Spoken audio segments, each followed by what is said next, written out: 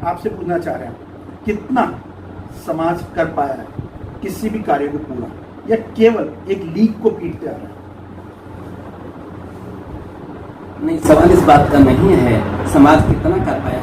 समाज कर पाया थोड़ा बहुत, लेकिन अपनी संख्या की दृष्टि से देखते हुए अपन अगर एजुकेशन में जाएंगे, हमने वहाँ लगाया ये किया कि भाई छोटी, अब इससे दो फायदे होंगे। एक तो अपने बच्चे पढ़ेंगे, दूसरा अपने ही एक आदमी को एक सर्विस का थोड़ा मामला मिलेगा, ऐसा हमने चलाया। बाद में कहा तो लेकिन यहाँ कुछ लोगों ने फिर अगेन हमारा इसको दूसरा जगह चलाने का था। रामगंज में जो अपनी जो क्या नाम से वो मंदिर है वहाँ, लेकिन उस मंदिर में उसी समय 2 कमरे बनाए।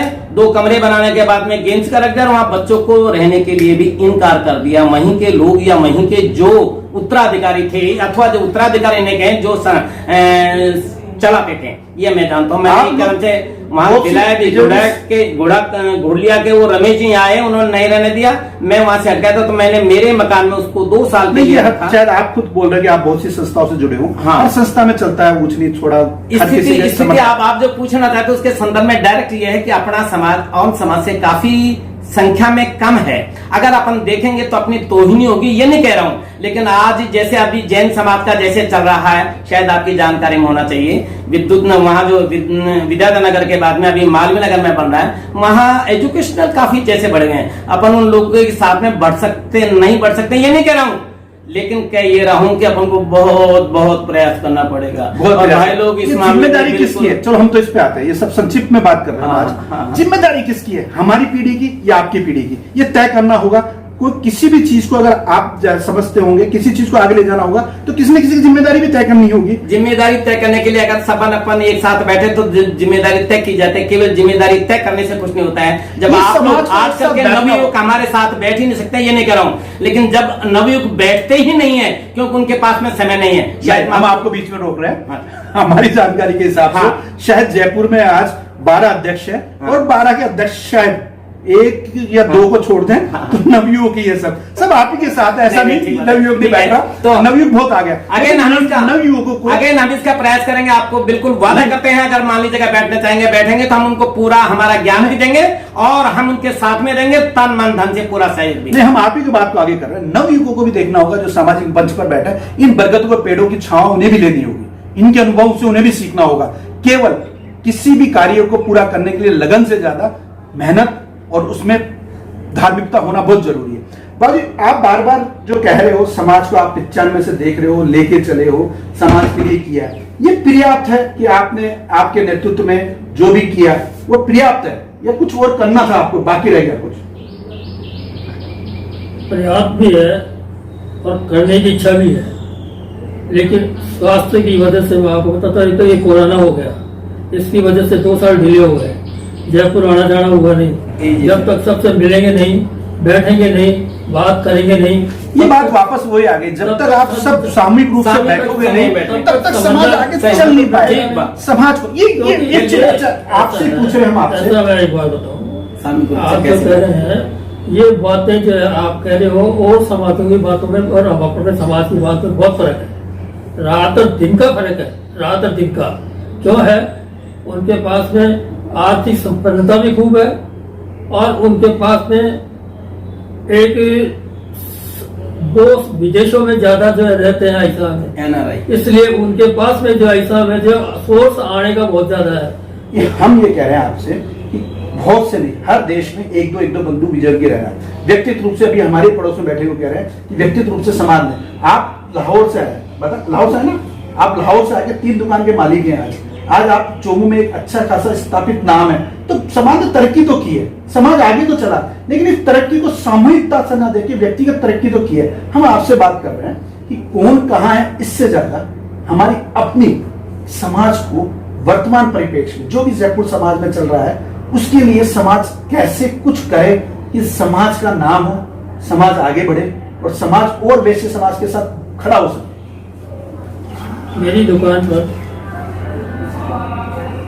मैंने जो है ऐसा में हर जगह अपने रिश्तेदारों को रख रखा है जो हर काम को संभालते हैं। उसी तरह से मैं समाज के बंधुओं को भी जो अपने पास में रखता हूँ, उनको भी ये, लेकिन ये उनकी अब सोच, ये उनकी काम करेगी, मेरा काम उनको बताना है, दिखाना है।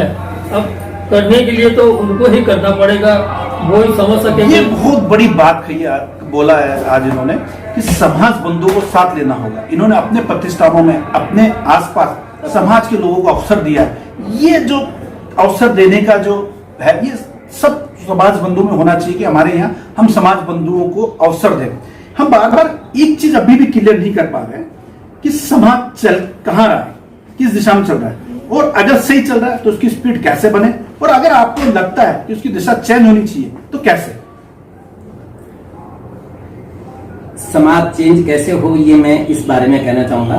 बदला क्यों क्या करना है, क्योंकि क्रिया प्रतिक्रिया नहीं करनी है। स्थिति यह है कि सभी को फिर अपन को मिल बैठ करके मिल एक जातिम पर, जिसको कहते हैं देसी भाषा में एक जातिम पर बैठ करके अपन चर्चा करेंगे।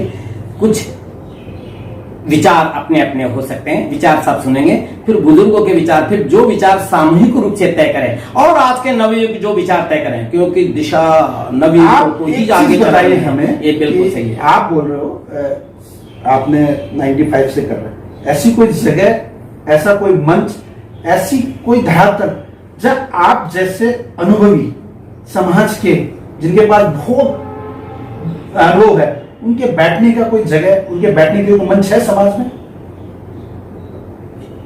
समाज में, अपने समाज में या गैर समाज? मैं अपनी अपनी बात कर रहा हूँ बिजल की। मैं बिजल की समाज में आप जैसे अनुभवी लोग जो आज अपनी उम्र युवा निकल के वृद्ध अवस्था की तरफ जा रहे हैं, उनकी समाज में कहीं भी ऐसा कोई मंच, ऐसी कोई जगह, ऐसी कोई संस्था है जो बुजुर्गों की सुन रहा है, बुजुर्गों को अवसर दे रहा है कि अपने अनुभव समाज को बांटे?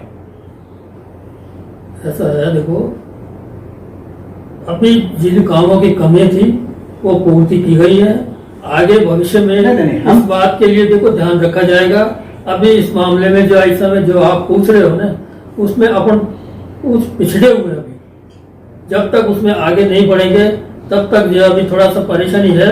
आप हमारी बात से कितना सहमत है कि किसी भी समाज की परिकल्पना विकास की तरफ करें, विकसित समाज की करें, तो जो अनुभवी हाथ हैं, कंधे हैं, विचार हैं, इनके बिना कोई समाज कर पाएगा क्या? कोई भी समाज नहीं। बुजुर्गों से या जिनके पास अनुभव है उनसे अनुभव लेना ही लेना चाहिए।